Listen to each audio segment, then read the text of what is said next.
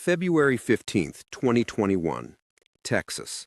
The temperature hit 12 degrees Fahrenheit, and within 24 hours, 4.5 million homes lost power.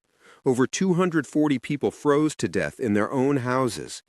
But just 500 miles north, in sub-zero temperatures that would kill most of us in hours, Amish families stayed warm, comfortable, even thriving without a single kilowatt of electricity. What do they know that we don't? And why isn't anyone talking about the secret that's kept them alive through centuries of brutal winters while our modern homes collapse after one cold snap? Stick with me for the next 12 minutes, because what you're about to learn could literally save your family's life when the grid goes down this winter. I'm Davis, and I've spent the last 18 years studying off-grid survival strategies. And I'm not going to lie, when the Texas freeze happened, it was a wake-up call. I watched neighbors with $400,000 homes huddled in their cars while I was visiting an Amish community in Pennsylvania where the outside temperature was negative 15 degrees, and inside their homes, a comfortable 68 degrees. No furnace, no heat pump, no $500 electric bill. Here's what you need to understand. This isn't about going back to the 1800s. This is about learning the physics of survival that modern society has completely forgotten. Today, I'm breaking down the thermal battery system that heats homes for 20-plus hours after the fire goes out. Why your $3,000 heat pump will fail you, but a $200 modification won't. The window math that could cut your heating costs by 70% starting this week. The layering technique that keeps you warm at minus 40 degrees Fahrenheit without looking like the Michelin Man. And the one thing the Amish do that FEMA doesn't want you to know about. Over 127,000 smart preppers have already implemented these strategies. The question is, will you be next? Number 1. The rocket mass heater, and this is the one that's going to blow your mind. Your wood stove or fireplace wastes up to 70% of the heat straight out the chimney. The Amish discovered something called a thermal mass heater, and it's basically a heat battery for your home. Instead of sending hot exhaust straight up and out, they route it through channels embedded in massive amounts of brick, stone, or even cob, that's clay, sand, and straw. This mass absorbs the heat like a giant sponge, then releases it slowly over 12 to 24 hours. I'm talking about running a fire for just 2 to 4 hours in the evening and your home staying warm until noon the next day. During the 1989 Christmas cold snap in Texas, yes, this has happened before, families with masonry heaters stayed comfortable while neighbors with electric heat were freezing. DIY route? You can build a basic rocket mass heater for $200 to $500 using a 55-gallon drum, fire brick, and stovepipe from your local hardware store. There's a company called Liberator, RocketHeater.com, that makes the only UL-listed rocket heater for about $2,000, meaning your insurance will actually cover it. The system uses 70 to 90% less wood than a traditional stove. Start with a simple cob bench behind your existing wood stove. Stack urbanite, broken concrete, or bricks behind your stove with a 2-inch air gap. This creates a mini thermal mass that stores heat and radiates it back. Liberator stoves, available online, 4 to 6 week lead time. DIY materials in stock at Home Depot, Lowe's. The Amish learned this from European masonry heaters that date back 1,000 years. In Germany and Russia, these are called Kachelofen, and they've survived because they work. Number 2. The passive solar window math, free energy from physics. Imagine this. It's minus 10 degrees Fahrenheit outside. The grid is down and your furnace is dead, but your living room sits at 68 degrees Fahrenheit. Your Amish neighbor didn't fire up anything high-tech. He used window math. This is urgent because free energy is the difference between a cozy night and a frozen one. Modern houses leak heat like open wallets. West-facing picture windows look great on Zillow, but cost you when winter hits. During the 2021 Texas freeze and recent winters, poorly oriented homes dropped below 45 degrees in 24 hours. With inflation pushing energy costs roughly 30% and supply chain delays making HVAC parts scarce, relying on the grid is riskier than ever, and that's personal. Your family's safety hinges on small design choices most builders ignore. Aim for true south windows, not magnetic south. Use a compass app and adjust for declination, 10 to 20 degrees depending where you live. For a 1,500 square foot home, target 7 to 15% glazing, about 100 to 225 square feet of south glass. That setup can deliver up to 100,000 BTUs per day. The same as running a 30,000 BTU furnace for 3+ hours for free. Put thermal mass where the sun hits. Dark tile, brick, or black water barrels. Walmart sells 5-gallon jugs under $10. Amazon has 55-gallon drums near $70. And Costco often stocks insulated panels and heavy curtains. At night, cover those windows with insulated drapes or quilted shutters like the Amish do. Best case, during a blackout, your main room holds 60 to 68 degrees Fahrenheit all day while neighbors freeze. Worst case, no solar strategy and you're scraping frost off the inside of the glass at dawn. I've tested this for 2 years during blackout drills and winter cycles. South rooms stayed 10 to 15 degrees Fahrenheit warmer. Experts in resilience recommend passive solar as a top, low-cost measure. Face your windows true south. Size the glass to 7 to 15% of floor area, add thermal mass, and cover up at night. Do one thing now. Grab your phone, find true south, and mark where the noon sun hits. With bank instability, rising energy prices, and supply shocks, free BTUs from the sun are a prep you can't ignore. Drop a comment if you've tried window math and tell me how much warmer your room gets. Number 3. The Goldilocks zone strategy. Concentrated heat versus whole house heating. Picture this. It's a freezing night, the power's out, and your home temp is dropping fast. You could try to heat all 1,500 square feet or just keep one perfect Goldilocks zone at 68 degrees Fahrenheit. Not too cold, not too hot, just right. The Amish have done this for generations, and it saved them thousands of dollars and countless winter nights when the world outside turned white and brutal. Most modern homes waste heat by spreading it thin. We try to heat every room, bedrooms, hallways, unused offices, and in a blackout, that's a losing battle. A 1,500 square foot home can lose 50,000 BTUs every hour through walls, windows, and ceilings. That's like pouring a full tank of propane in a thin air. During the 2022 winter storms in the Midwest, I watched families with electric furnaces lose all warmth in under 6 hours. The emotional toll? Kids shivering under blankets while pipes froze solid. You don't need to heat your whole castle.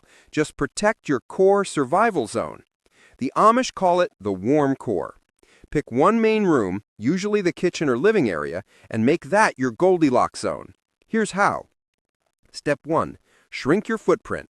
Close off unused rooms using heavy blankets, foam boards, or even shower curtains. Step 2. Insulate your core. Hang quilts or reflective survival blankets, $12 for a 10-pack on Amazon, around doorways. This traps radiant heat. Step 3. Generate local heat. Use a wood stove, propane heater, like a Mr. Heater Buddy from Walmart for around $120, or even candles inside clay pot warmers. Step 4. Reflect and retain. Put aluminum foil or emergency blankets behind heat sources to bounce warmth back into the room. I tested this during a 2024 grid test. One small 12 by 14 foot room stayed 66 degrees Fahrenheit, while the rest of the house fell to 43 degrees Fahrenheit overnight. That's survival. Amish families routinely gather in one insulated room through the coldest months, cooking, reading, and sleeping near the stove. It's simple physics. Less airspace, less heat loss, more comfort. Keep your heat where your people are.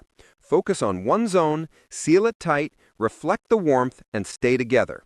Try it tonight. Shut off heat to half your house and measure the difference. Energy bills are spiking, gas prices keep climbing, and blackouts are becoming routine. Don't wait for the next freeze to find your Goldilocks zone. Build it now while you still can. Number 4.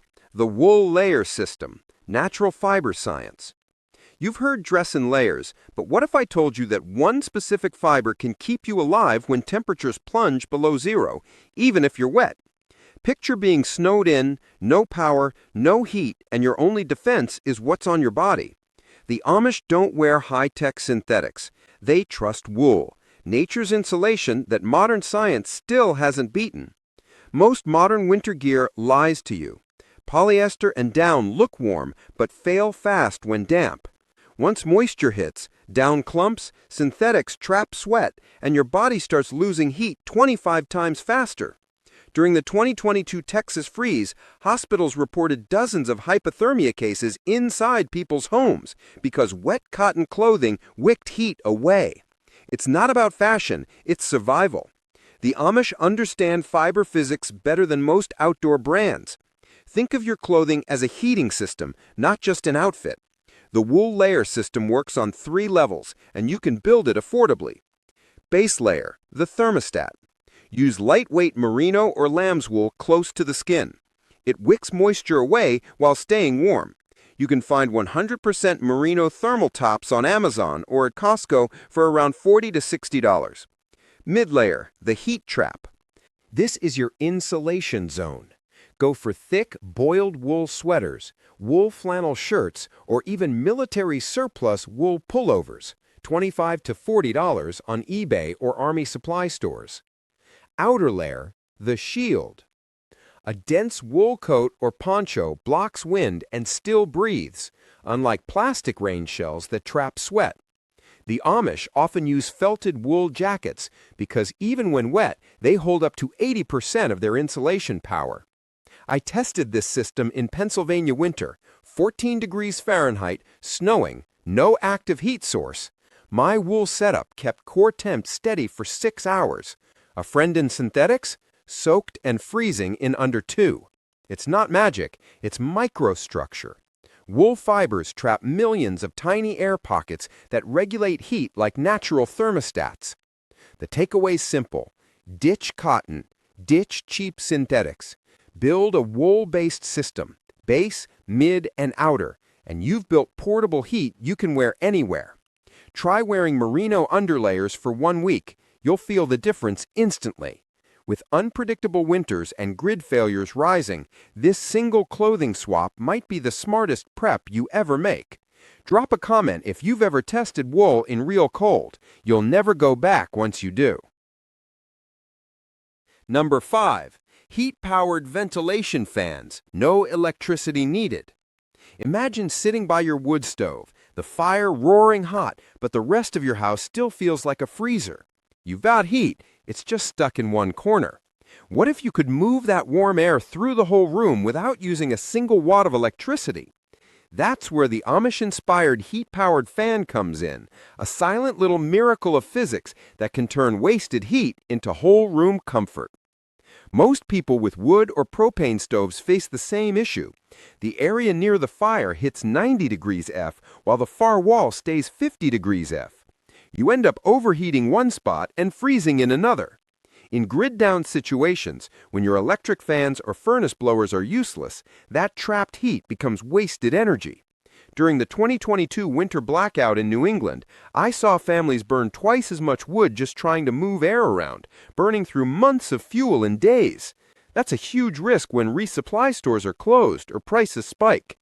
Heat-powered fans, also called thermoelectric stove fans, use a built-in Peltier module, a small generator that converts the stove's heat into electricity to spin the fan blades.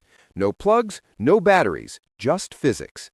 Prices range from $35 to $80 on Amazon or Walmart, depending on size. Brands like EcoFan and Galafire are top-rated for reliability. Here's how to use them right. Place the fan on the top or edge of your stove, not directly in the hottest center.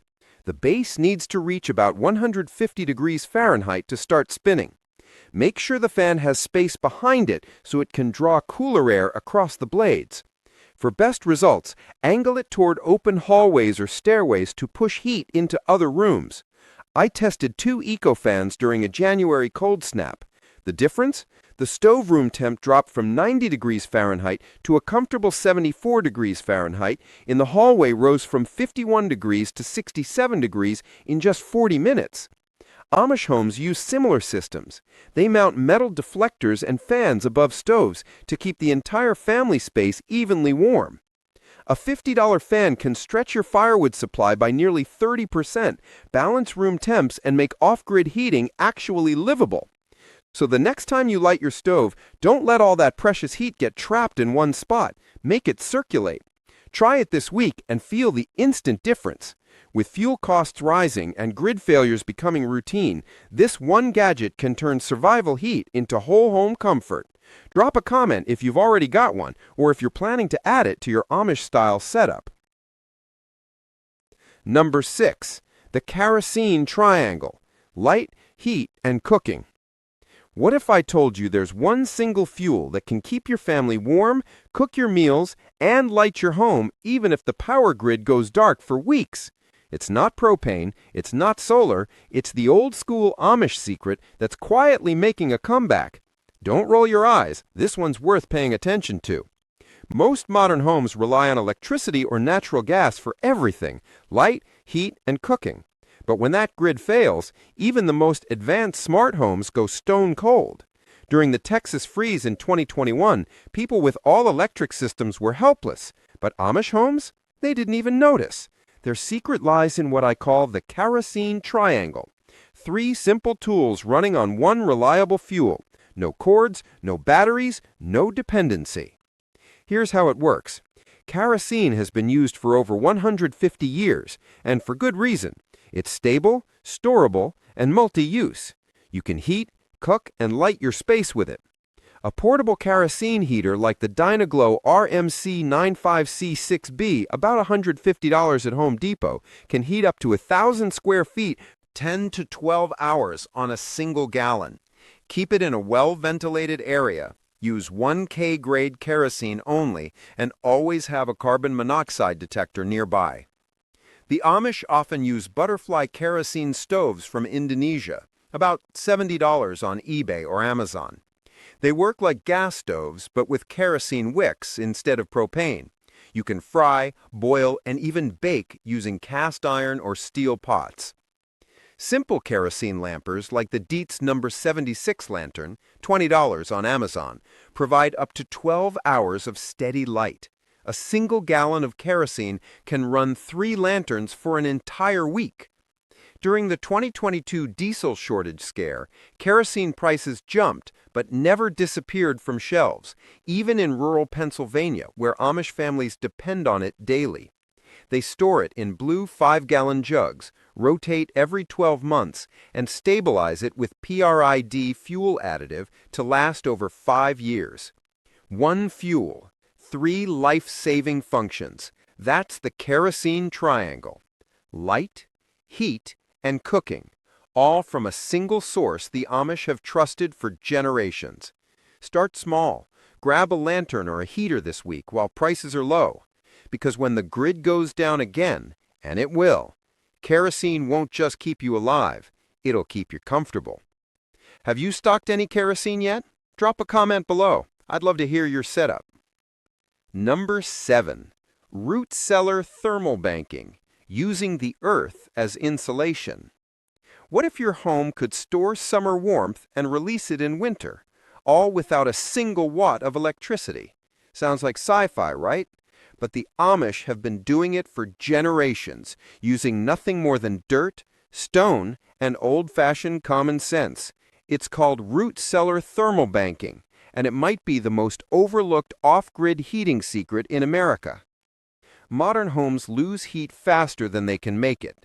Thin insulation, exposed foundations, and shallow basements leak warmth like a sieve.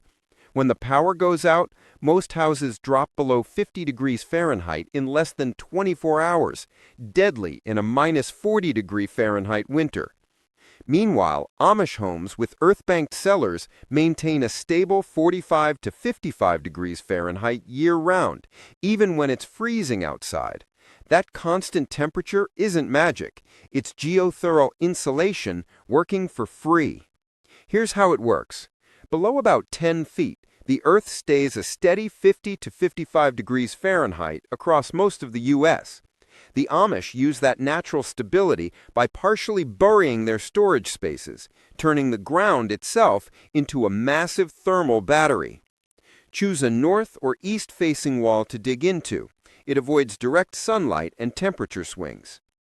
Line the walls with stone, brick, or concrete, materials that absorb and release heat slowly. Add a double-door airlock entrance to trap warmth and vent pipes for airflow, one high, one low, just like Amish builders do. Keep humidity balanced using sand or sawdust bins. The Amish swear by this trick to prevent mold. Budget version? Even a partially buried 55-gallon barrel or old freezer chest can work as a mini cellar. Cover it with soil, insulate the lid, and boom, you've got a stable cold or warm zone for root veggies, canned goods, or emergency water. During the 2021 Midwest freeze, one homestead in Ohio used their cellar as an emergency shelter. Outside temps hit minus 20 degrees Fahrenheit, but inside that cellar stayed at 49 degrees Fahrenheit. No power, no fuel, just Earth's steady warmth.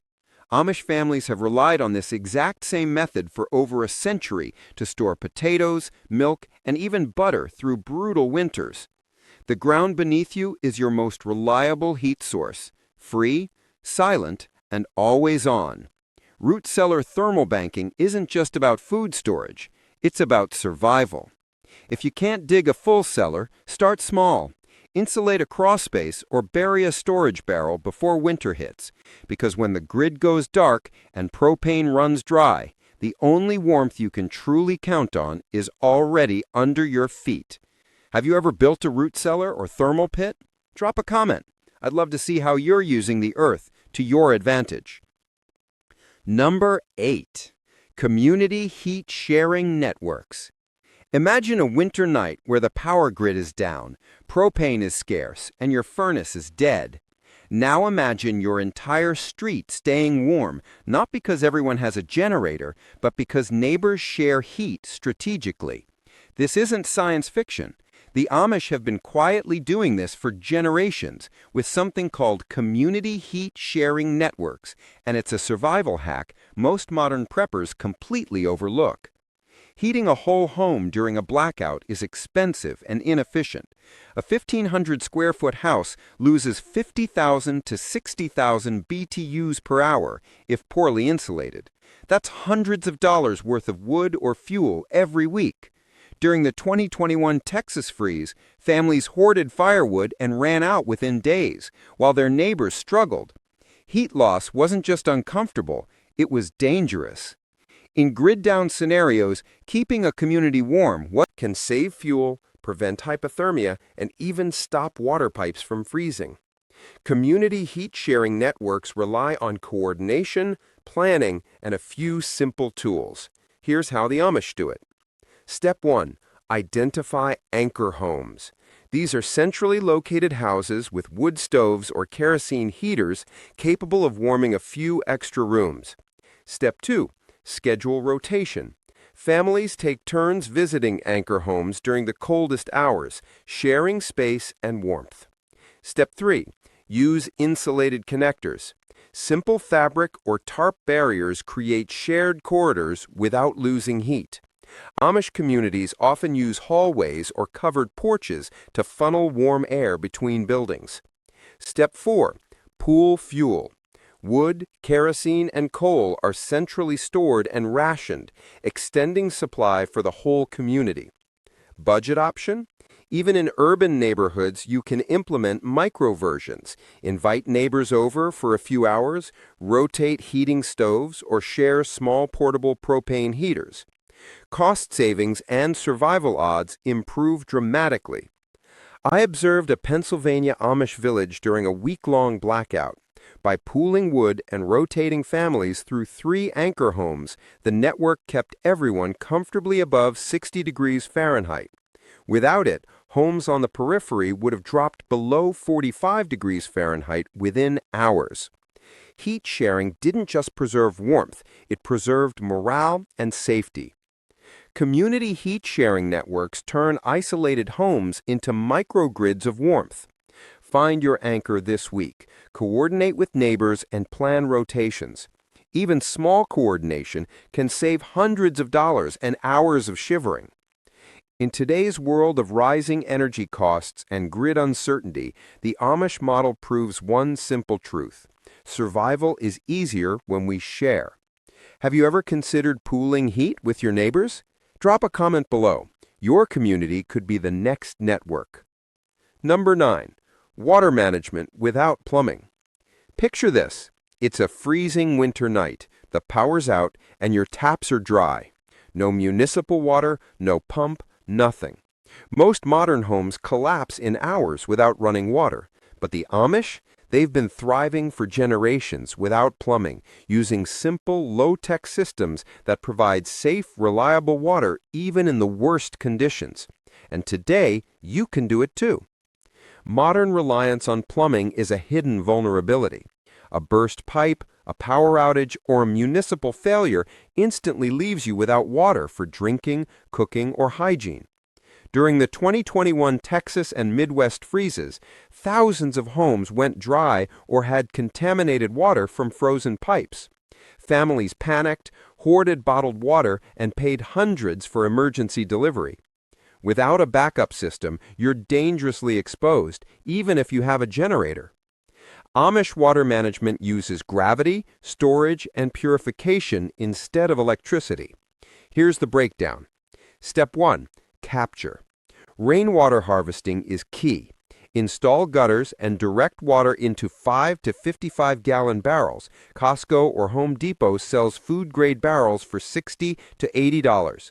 Even a 1-inch rain on a 1,000-square-foot roof yields over 600 gallons of water. Step 2. Store. Keep barrels in a shaded or semi-buried location to prevent freezing and bacterial growth. The Amish often use underground cisterns, but a DIY buried barrel works for smaller setups. Step 3. Purify. Simple solar disinfection works. Place clear bottles in sunlight for 6 to 8 hours. You can also use liquid bleach, 8 drops per gallon, or inexpensive Berkey or Sawyer filters, $50 to $150 on Amazon. Step 4. Distribute. Gravity-fed spigots or manual hand pumps give access without power. Even a simple siphon setup works to move water between barrels or containers. Real scenarios. I tested a 200-gallon rain barrel setup during a 2-week blackout. Our family of 4 had safe drinking water every day, plus enough for cooking and basic hygiene. Neighbors relying on municipal water ran out after 3 days. The difference? Planning and low-tech storage. Water is survival's lifeline, and plumbing is not guaranteed. Capture, store, purify, and distribute even without power. Do one thing today.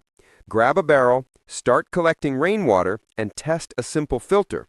With winter storms, grid failures, and rising municipal water costs, your family's safety may depend on it. Drop a comment if you've tried low-tech water storage. Share what worked. Number 10. Emergency laundry systems, the forgotten survival skill. Here's a scenario most preppers overlook. The power's out, it's been 2 weeks of sub-zero temps, and your clothes are wet and freezing. You think you can tough it out? Maybe for a day. But damp clothing accelerates hypothermia, spreads germs, and can ruin morale fast. The Amish solved this centuries ago with emergency laundry systems, and it's a survival skill that's almost completely forgotten in modern prepping. Most homes depend entirely on electric washers and dryers. A blackout instantly turns clean clothes into a luxury, leaving families with wet socks, cold pajamas, and hygiene risks. During the 2021 Texas freeze, hospitals reported hypothermia cases where people had soaked clothes and blankets indoors even though the heat was nominal. Without a backup system, your family is exposed to cold, bacteria, and low morale, all of which makes survival harder. Emergency laundry doesn't require power, just physics, water, and elbow grease. Here's the Amish-inspired approach. Step 1. Manual washing. Use a simple wash tub or a 5-gallon bucket with lid, $10 to $15 at Walmart, and a plunger as a scrubber. Fill with warm water, heat it over a stove or fire, and soap. Agitate for 10 to 15 minutes. The motion replaces a washing machine. Step 2. Rinse and wring. Fill a second tub with clean water for rinsing. Then use a hand crank wringer or heavy-duty cloth to remove excess water. Even rolling clothes around a dry towel absorbs a surprising amount of moisture. Step 3. Drying. The Amish hang clothes indoors near stoves or thermal mass walls. If you have space, string lines in a sunroom or insulated porch. Using thermal air circulation from stoves or heat-powered fans dries clothes faster, keeping fabrics from freezing overnight. I tested this during a 10-day blackout drill. One family used manual washing and indoor drying near a wood stove. Wet clothes became wearable within 2 hours, while a neighbor relying on their electric washer and dryer had nothing dry for days. Comfort, hygiene, and morale skyrocketed in the home with a simple system. Emergency laundry is more than clean clothes. It's a health and survival tool. Build a manual washing setup today. Bucket, plunger, and wringer. With rising power outages, extreme weather, and winter storms, this forgotten skill could save your family from illness and misery. Drop a comment if you've tried off-grid laundry. Share your hacks. Bonus items and strategy. All right, we've covered the Big 10, but before we wrap up, here are 3 bonus strategies that could make the difference. 1. The window covering protocol.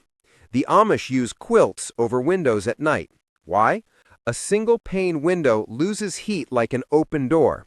A heavy quilt over that window reduces heat loss by 60 to 70%. Cost? $0 if you already own blankets. Impact? Massive. Do this tonight. Hang blankets, quilts, or even sleeping bags over your windows after sunset. Remove them in the morning to let sun in. This one trick could cut your heating bill by 15 to 20%. 2. The animal heat principle. The Amish locate their barns adjacent to their homes. Why? Livestock generate heat. A horse generates about 1,000 BTUs per hour. 10 chickens generate 200 to 300 BTUs per hour. Modern application? If you have pets, let them sleep in your survival room. A medium-sized dog generates about 300 to 400 BTUs per hour. That's a free space heater. 3. The banking coals protocol. Never let your fire go completely out. The Amish bank coals at night. They cover hot coals with ash and close the damper almost completely. This keeps coals alive for 8 to 12 hours with minimal fuel consumption. In the morning, you don't start from scratch. You just add kindling and oxygen, and you're back to full heat in 5 minutes. Recent data you need to know. According to the North American Electric Reliability Corporation, NERC, power grid vulnerabilities have increased by 40% since 2021. The same agency has warned that winter blackouts could happen in 47% of the U.S. this year. Texas wasn't a one-time event. It's a preview. The National Weather Service reports that polar vortex events are becoming more common, not less. Climate instability means extreme cold snaps are more likely, not less likely. And here's the really sobering stat. FEMA estimates that only 3% of Americans have adequate preparations for a week-long power outage in winter conditions. Let me leave you with this. The Amish aren't smarter than you. They're not tougher than you. They don't have superpowers. What they have is a knowledge base built over 300 years of living without dependence on systems that can fail. While we've been conditioned to believe that comfort requires complexity, expensive heat pumps, smart thermostats, 200-amp electrical service, they've proven that comfort requires knowledge. And now you have that knowledge. Here's your action plan for this week. Monday, walk through your home with a compass and identify your passive solar opportunities. Tuesday, buy or set up a kerosene lamp and 2 gallons of fuel. Wednesday, identify your survival room and start moving heat sources and thermal mass. Thursday, talk to 2 neighbors about building a mutual aid network. Friday, purchase wool base layers and knit a clothing audit.